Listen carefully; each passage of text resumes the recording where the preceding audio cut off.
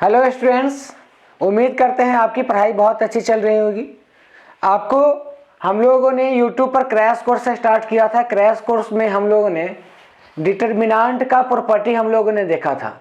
चलिए, तो उस सिलसिले को हम लोग आगे बढ़ाएंगे। प्रॉपर्टी हम लोगों ने देख रखा था, आज उसके बेसिस पर कई सारा क्वेश्चन हम लोग लेकर के आए हैं। तो थोड़ा जल्दी जल्दी हम लोग एक बार देख लेते हैं प्रॉपर्टी क्या क्या था, उसके बाद कुछ क्वेश्चन कराएंगे ताकि आपका सारा कंसेप्ट क्लियर हो सके। ये जो टॉपिक है प्रॉपर्टी ऑफ डिटर्मिनेंट, आपके एग्जाम के लिए काफी इंपॉर्टेंट है। ये 1 मार्क्स में, 2 मार्क्स में और 5 मार्क्स में भी क्वेश्चन पूछे जाते हैं। तो हर तरीके का क्वेश्चन एग्जाम में इससे फॉर्म होता है। चलिए स्टार्ट करते हैं हम लोग। तो प्रॉपर्टी ऑफ डिटर्मिनेंट में हम लोगों ने देखा था प्रॉपर्टी ऑफ डिटर्मिनेंट।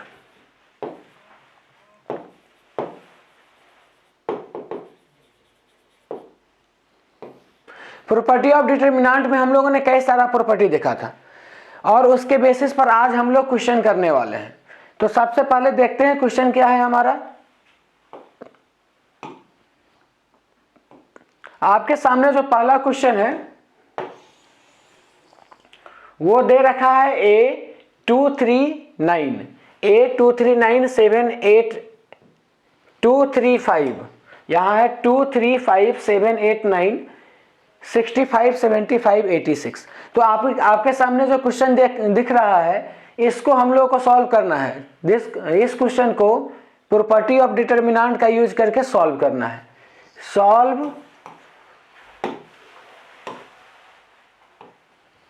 इसको सॉल्व करना है using property of determinant. Property of determinant.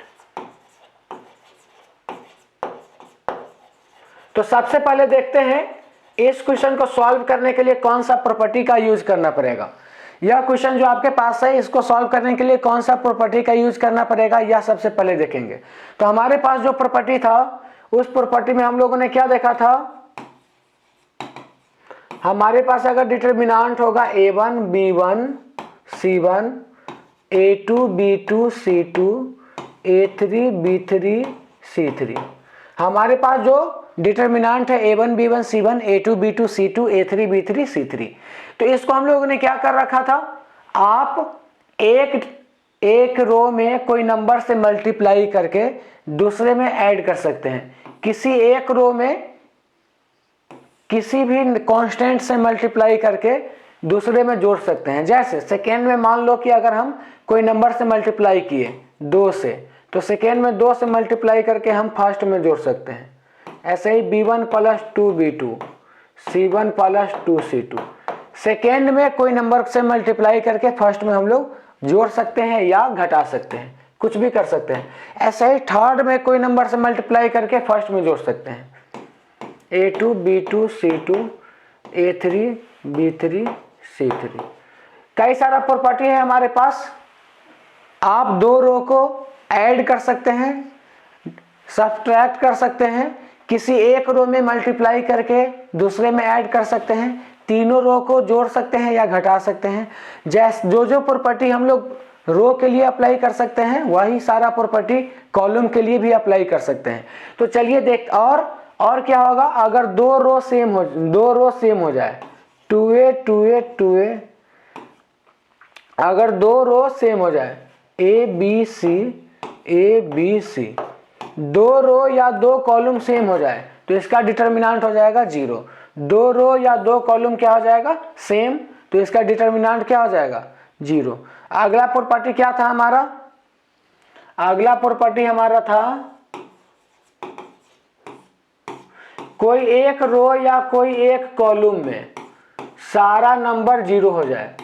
कोई एक रो या कोई एक कॉलम में, कोई एक रो या कोई एक कॉलम, यहाँ सेकेंड में सारा एलिमेंट 0 है तो इसका डिटर्मिनेंट भी 0।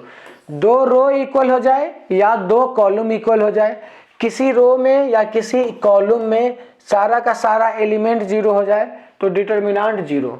इसके बाद हमारे पास थर्ड प्रॉपर्टी था, प्रॉपर्टी नंबर थर्ड या सेकेंड प्रॉपर्टी है। अब हम लोग देखते हैं थर्ड प्रॉपर्टी।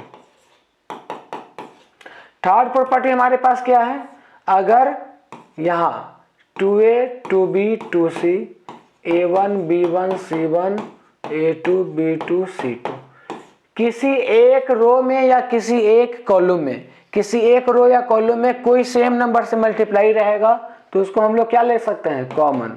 इसको आप यहाँ से दो कॉमन ले लेंगे तो ए बी सी, A1 B1 C1 A2 B2 C2, है कि नहीं। किसी एक रो या किसी एक कॉलम में सारा नंबर सेम हो जाएगा तो वह हो जाएगा कॉमन। तो आते हैं थोड़ा सा क्वेश्चन पर, क्वेश्चन देखते हैं, उसके बाद हम लोग आगे बढ़ाएंगे सेशन को। पहला नंबर जो क्वेश्चन है आपका उसमें है 2 7 65 3 8 75 5 6 9। तो सबसे पहले तो हम लोग क्वेश्चन लिखेंगे, देखते हैं क्वेश्चन क्या है। क्वेश्चन हमारे पास ए दिया है, कितना ए हमारे पास जो दिया है यह है 2 3 5 7 8 9 7 8 9 और 65 75 86। यह आपके पास क्वेश्चन है 2 3 65 2 7 65 सॉरी। अब क्या करेंगे, हमको किसी तरीके से दो रो या दो कॉलम इक्वल कर देना है। दो रो को या दो कॉलम को, या तो दो रो इक्वल हो जाए या दो कॉलम इक्वल हो जाए। तो हम लोग देखो क्या करते हैं, यहाँ 65 है, अगर सेकेंड को हम लोग 9 से मल्टीप्लाई कर दें, सेकेंड कॉलम को 9 से मल्टीप्लाई कर दें तो 9 9 7 63 2 65 9 8 72 3 75 9 9 81 5 86, है कि नहीं।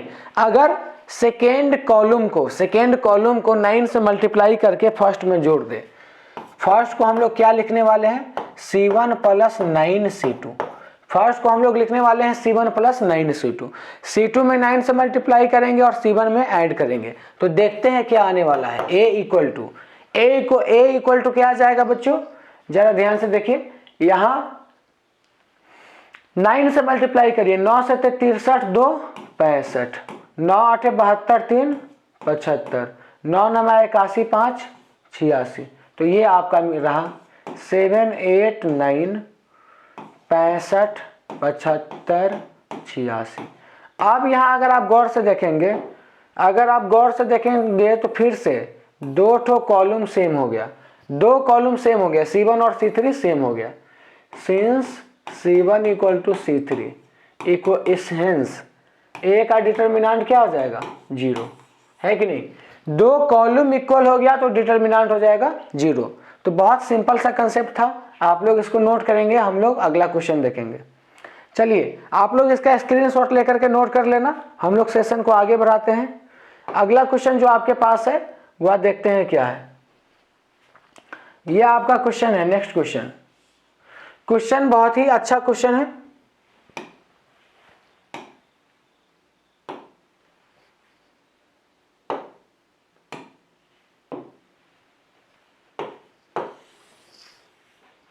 हमको क्या प्रूव करना है, a - b b - c c - a। हमें प्रूव करना है a - b b - c c - a। LHS में जो दिया हुआ है, LHS में क्या दिया है उसको a मान लेंगे, जो LHS में दिया है वह a मान लेंगे। हमारे पास दिया हुआ है a - b b - c c - a, a - b b - c c - a, b - c c - a, a - b c - a - b b - c। ये हमारे पास LHS का टर्म है और LHS के टर्म में क्या है, a - b b - c c - a। अब हमें पता है, हमें क्या पता है बच्चों, हमें पता है दो रो इक्वल हो जाए, दो रो इक्वल या दो कॉलम इक्वल। यहाँ दो ठो रो इक्वल हो गया तो इसका डिटर्मिनेंट हो जाएगा 0। दो रो इक्वल हो जाए या दो कॉलम इक्वल हो जाए, डिटर्मिनेंट क्या होगा, 0। तो जरा इसको देखते हैं, यह है कॉलम 1 और यह है कॉलम 2, कॉलम 1 कॉलम 2। यहाँ C - a है, C - a। अगर हम क्या कर दे, कॉलम 1 और कॉलम 2 को जोड़ दे तो b माइनस में प्लस में कैंसिल तो a - c बचेगा, c - प्लस कैंसिल तो b - a बचेगा और a माइनस प्लस कैंसिल, तो c माइनस बी बचेगा। तो जरा करके देखते हैं, फिर देखेंगे क्या आ रहा है। दोनों को ऐड करिए। हम लोग क्या कर रहे हैं, c1 को हम लोग क्या कर रहे हैं बच्चों, c1 को लिख रहे हैं c1 प्लस c2। तो c1 प्लस c2 लिखने का क्या फायदा होगा, यहाँ a माइनस बी है तो a minus B plus b minus C, b minus C plus c minus a, c minus a plus a minus b, है कि नहीं। ये आसान सा कंसेप्ट है। आगे देखिए थोड़ा सा, b minus C, c minus a minus B, c minus a minus b minus C. अब यहाँ से क्या मिलने वाला है, b माइनस में प्लस में, c माइनस में प्लस में, a प्लस में माइनस में, कैंसिल हो गया।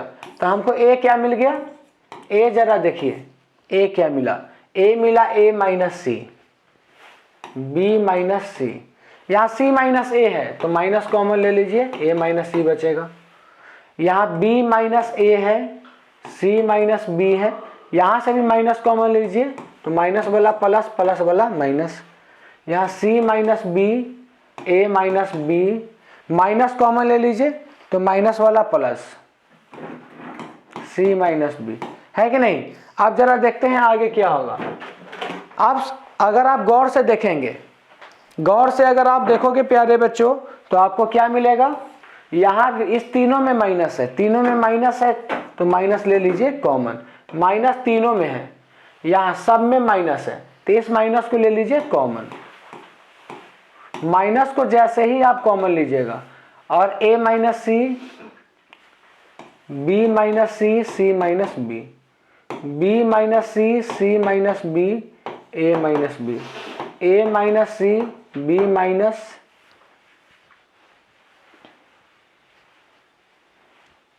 यहाँ a है, b minus a, c minus B. चल जरा गौर से देखिए बच्चों, यहाँ पर क्या हो रहा है, फर्स्ट कॉलम है और यह थर्ड कॉलम है। तो फर्स्ट कॉलम और थर्ड कॉलम में, फर्स्ट कॉलम थर्ड कॉलम दोनों सेम हो गया, फर्स्ट कॉलम और थर्ड कॉलम सेम हो गया। तो since c1 equal to c3, hence क्या मिलेगा, यहाँ से क्या मिलेगा बच्चों, यहाँ से आपको क्या मिलेगा, a का डिटर्मिनेंट बराबर 0, है कि नहीं, a का डिटर्मिनेंट 0 हो जाएगा। तो ये रहा आपका सेकेंड क्वेश्चन, जो कि और भी आसान सा क्वेश्चन है। सेकेंड क्वेश्चन को सॉल्व करने का और भी तरीका है, आप इसको नोट कर लीजिए। और सेकेंड क्वेश्चन को सॉल्व करने का एक और तरीका हम लोग देखेंगे। ये तो बहुत ही आसान क्वेश्चन है, इसका कई सारा मेथड हम लोग देखेंगे, इसको आप लोग थोड़ा जल्दी से नोट कर लेंगे और अगला मेथड पर हम लोग आते हैं। इसका एक और मेथड है बच्चों, अगला मेथड जो है उसमें क्या है जरा देखते हैं।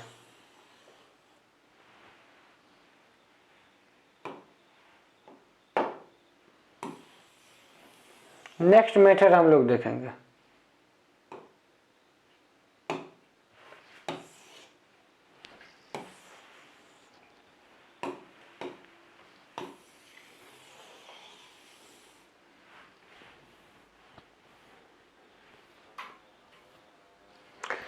अगला मेथड जो हमारे पास है इस क्वेश्चन को सॉल्व करने के लिए, वो बहुत ही सिंपल सा मेथड है। इसमें कुछ नहीं करना है, आपके पास जो दिया है या LHS मान लीजिए, LHS इक्वल टू कितना, a minus B, B minus C, C minus A, B minus C, C minus A minus B, C minus A minus B, B minus C.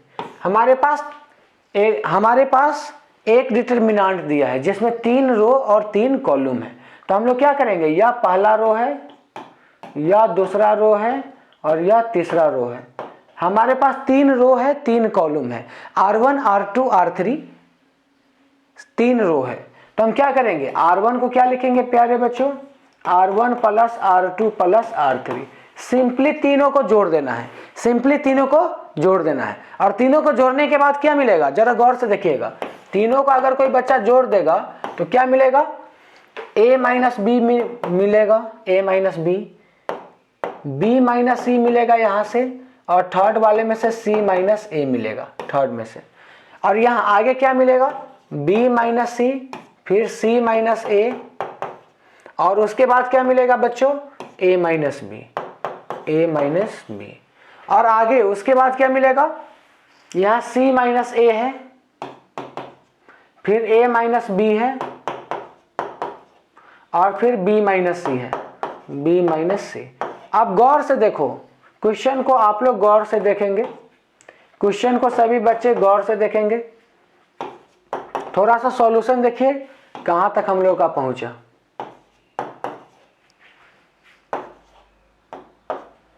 अब यह b प्लस में minus में cancel, c minus में plus में cancel, a plus में minus में zero, c zero, minus a plus a zero, minus b plus b zero, c plus में minus में जीरो, प्लस में माइनस में जीरो, प्लस में माइनस में जीरो। तो आपको LHS कितना मिल गया, जरा ध्यान से देखिए LHS क्या मिला।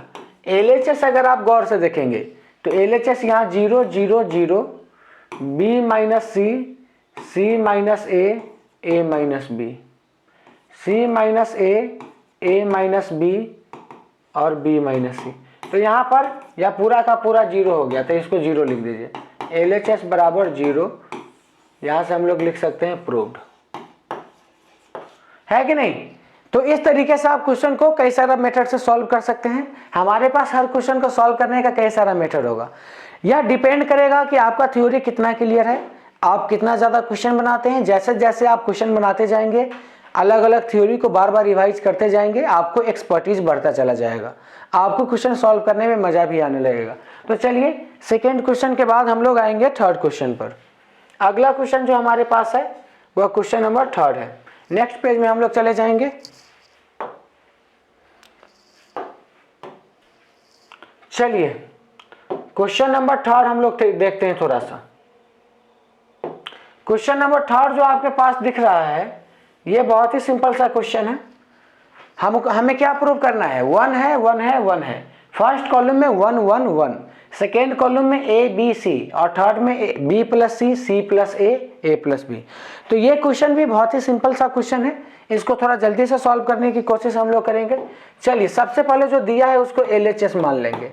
LHS क्या दिया है जरा गौर से देखो। LHS में one one one, A B C, B plus C plus A plus B, है कि नहीं। यह LHS है। अगर आप इसको गौर से देखेंगे तो यह है कॉलम वन और यह है कॉलम टू, यह कॉलम थ्री।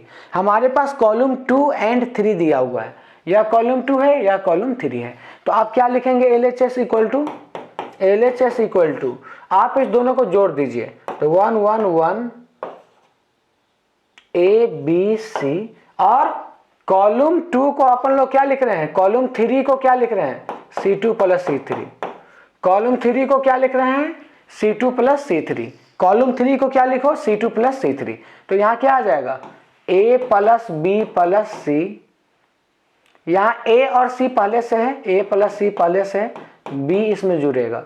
यहाँ A प्लस B पहले से है, C इसमें जोड़ेंगे। तो बहुत आसान सी बात है। अब यहाँ आप गौर से देखिए, A plus B plus C क्या है, इसमें तीनों में आ गया। A plus B plus C क्या आ गया, तीनों में A plus B plus C आ गया, तो उसको ले लेंगे common. A plus B plus C आ गया common, A plus B plus C हमारे पास आ गया कॉमन। तो one one one, A B C, one one one.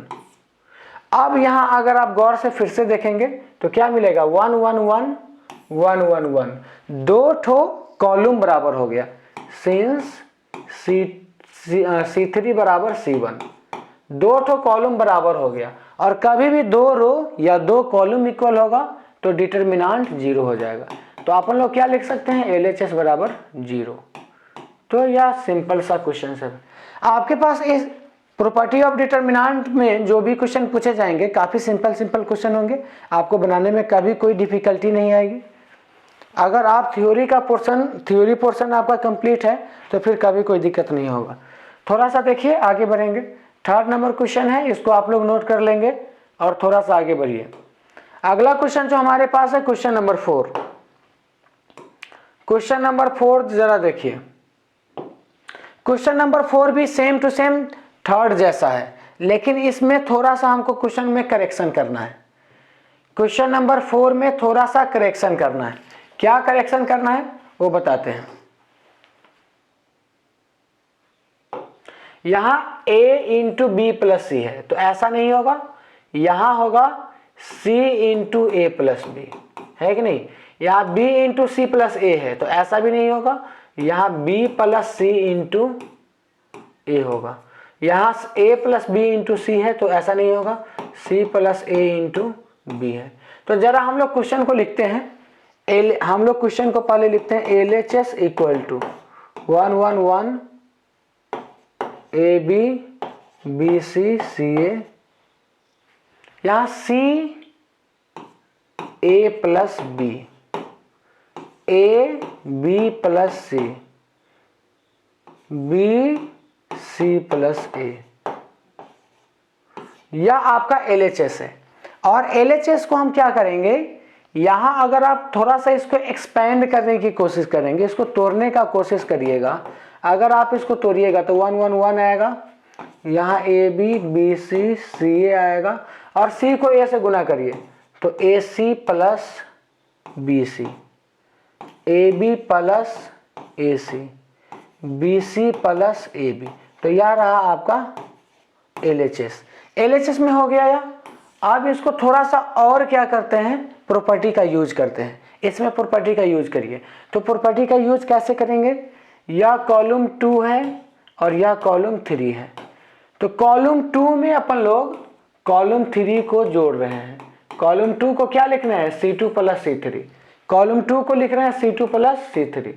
तो ऐसा करने से हमको क्या मिलेगा, LHS मिल जाएगा हमको 1 1 1, यहाँ AB plus BC plus CA, यहाँ BC, तो AB BC CA और AB BC CA। थोड़ा सा आगे देखते हैं क्या है, AB BC CA, और आगे क्या मिला हमको, आगे है, आगे जो है वह है AC plus BC, AC plus BC, AB plus AC और BC plus AB, BC plus AB। अब यहां गौर से देखिए, सब में हमको क्या कॉमन दिख रहा है, AB BC AC, AB plus BC plus AC, तो AB BC AC कॉमन ले लेंगे, क्या बन जाएगा 1 1 1 1 1 1, AB BC AC तीनों में है तो यह कॉमन आ जाएगा, AB BC AC तीनों में है तो क्या आ जाएगा कॉमन, जो तीनों में रहता है वह कॉमन हो जाता है कि नहीं, जो तीनों में है वह हो जाएगा कॉमन। तो जो कॉमन हो रहा है उसको हम लोग कॉमन बाहर निकाल लिए, तीनों में जो है उसको हमने बाहर निकाल लिया, तो क्या बचा 1 1 1 बच गया, और यहाँ AB AC plus BC, AB plus AC, BC plus AB। अब यहाँ से 1 1 1 यहाँ भी सेम हो गया, दो कॉलम सेम हो गया। अगर इस क्वेश्चन में आप देखेंगे तो C2 बराबर C3, सिंस C2 बराबर C3, इसलिए LHS अपना क्या आ जाएगा 0, LHS आ जाएगा 0। तो यह भी एक सिंपल सा क्वेश्चन था जिसको सॉल्व करना बहुत ही आसान है, आसान क्वेश्चन आपके पास है। ये जो क्वेश्चन है ये सब आपको 2 मार्क्स में या ऑब्जेक्टिव में पूछे जाएंगे। अभी तक हम लोगों ने जितने भी क्वेश्चन देखा या तो 2 मार्क्स में पूछे जाएंगे या ऑब्जेक्टिव में। चलिए अब हम लोग 4 के बाद क्वेश्चन नंबर 5 देखेंगे। क्वेश्चन नंबर 5 पर सभी लोग आ जाइए। क्वेश्चन नंबर 5 जो आपके पास है वो क्वेश्चन नंबर 5 क्या है, क्वेश्चन नंबर 5 थोड़ा सा देखते हैं। क्वेश्चन नंबर 5 देखो बच्चों,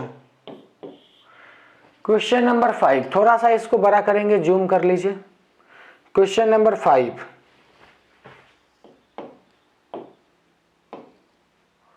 क्वेश्चन नंबर 5 देखो बच्चों,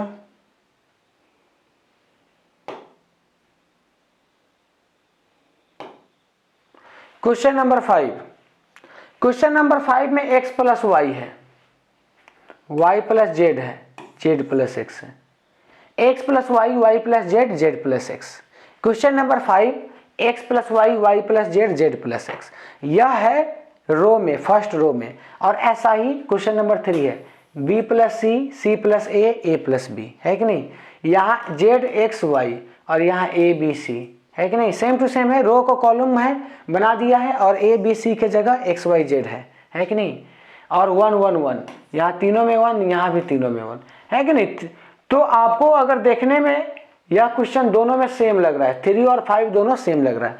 इसमें हम लोगों ने C2 को C3 में जोड़ा और यहाँ पर क्या करेंगे, R2 को R1 में जोड़ देंगे, बस हो गया, बात खत्म। बहुत आसान सा क्वेश्चन है, आप इसको अपने से सॉल्व करके देखेंगे, बन ही जाएगा। चलिए क्वेश्चन नंबर 6 पर हम लोग आएंगे। अब हम लोग का क्वेश्चन नंबर 6 होने वाला है। Question number 6, question number 6। चलिए सभी बच्चे एकदम सेशन में बने रहेंगे, आप लोग क्वेश्चन को एंजॉय कर रहे होंगे और कहीं कोई डाउट होगा कमेंट सेक्शन में आप मैसेज करेंगे, आपको वो सारा डाउट क्लियर किया जाएगा।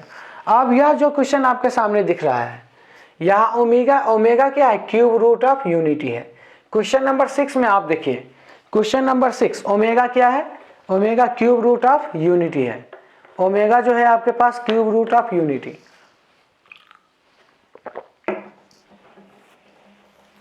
क्यूब रूट ऑफ यूनिटी जब हमको पता होता है, क्यूब रूट ऑफ यूनिटी अगर आपको पता होगा तो एक छोटा सा कंसेप्ट सीख लेना, 1 प्लस ओमेगा स्क्वायर क्या होगा, 0 होगा। या 10th में पढ़े हैं, ओमेगा क्यूब 1 होगा।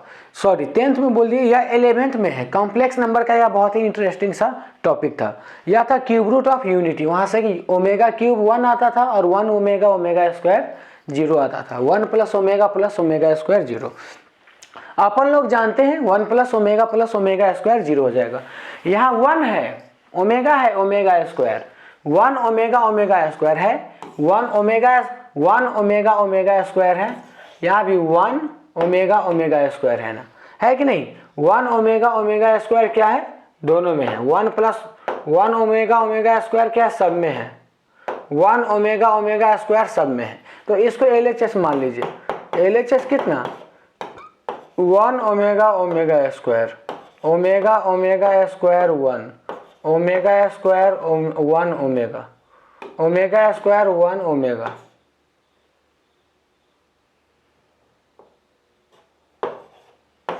यह LHS है। अगर आप गौर से देखेंगे तो आपको क्या दिखेगा, या रो 1 है, या रो 2 है, या रो 3 है। रो 1, रो 2, रो 3, हमारे पास 3 ठो रो है। तो आप क्या करेंगे, तीनों को जोड़ लेंगे, तीनों को जोड़ लेंगे। आप क्या लिखिए, R1 को लिखिए R1 plus R2 plus R3, R1 को लिखिए R1 plus R2 plus R3। तो क्या मिलेगा, LHS equal to 1 omega square. ऐसे ही आगे क्या मिलेगा,